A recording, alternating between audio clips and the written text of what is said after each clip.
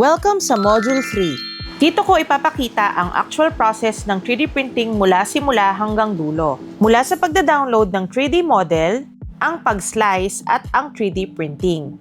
Step 1. Mag-download tayo ng ready-to-print 3D model. Hindi muna tayo gagawa ng sarili nating design. Magpo-focus muna tayo sa workflow. For this lesson, magda-download tayo sa Maker World website. Ito ay free at beginner-friendly na platform ni Bambu Lab.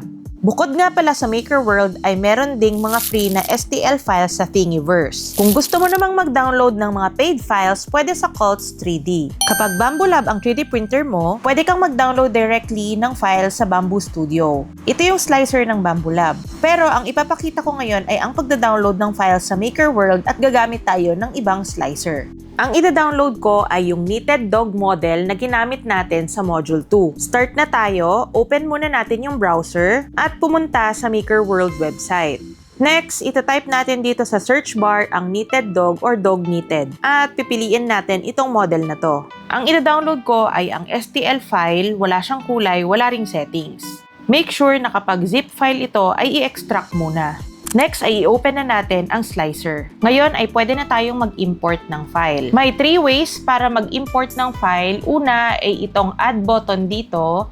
Next ay dito, file, import, tapos piliin natin to. Or pwede nating i-drag yung file galing dun sa folder papunta dito sa slicer. At hintayin lang nating mag-load. Ang ipaprint ko dito ay isang color lang, color orange. Napag-usapan natin last time sa Module 2 yung mga babaguhing settings dito, pero para sa module na to, hindi tayo masyadong magbabago ng settings. Ang pipiliin ko lang dito ay yung support. Eto. Bakit? Kasi itong dog na to ay merong hanging areas. Okay? Next, yan. Dito tayo sa support. Enable natin to. Piliin natin yung 3. Ito yung mas ginagamit ko. And then, lalagay ko on build plate only. Tapos, pwede ko ring baguhin yung wall loops. Hayaan ko lang na 2. Tapos, gusto kong palitan yung infill. Gagawin kong gyroid, halimbawa, at saka gagawin ko tong 5. Okay? So, pwede na tayong mag-slice. Okay. So, make sure na yung printer na gagamitin ay tama yung nakaset dito, tama rin yung plate. So, ang gagamitin ko kasing 3D printer dito ay ang K2+. So, ita-transfer ko lang yung settings, no? Dun sa una nating sinet papunta sa printer na pinili ko. And then, slice lang natin ulit. Okay? So, ayan ang magiging itsura ng dog. Itong green ay supports. Tapos, 56 minutes yung print na to. At ito yung itsura niya sa loob. Okay? Ngayon ay isi-send na natin ito sa 3D printer. Pupunta tayo dito sa send print.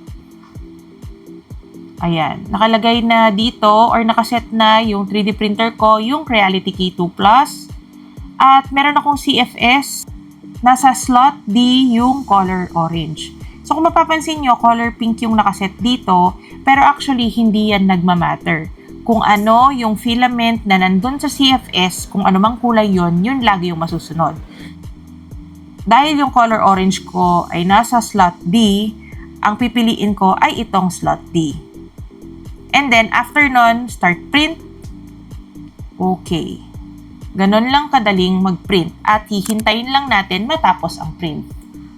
Siguraduhin na walang nakalagay sa build plate bago mag-print at siguraduhin ding malinis yung build plate para hindi kumalas yung print. Kung mapapansin nyo, nakadikit yung model dun sa build plate or yung tinatawag nating bed, tapos nabubuo siya unti-unti from bottom to top.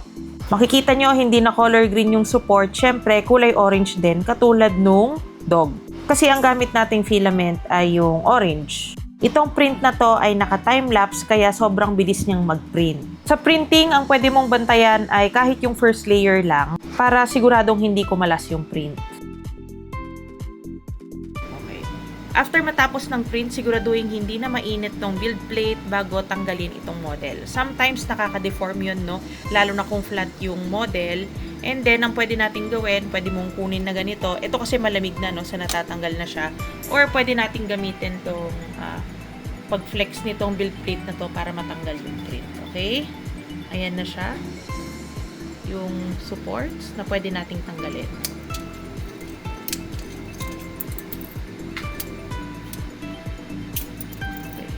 At ayan ang ating first print.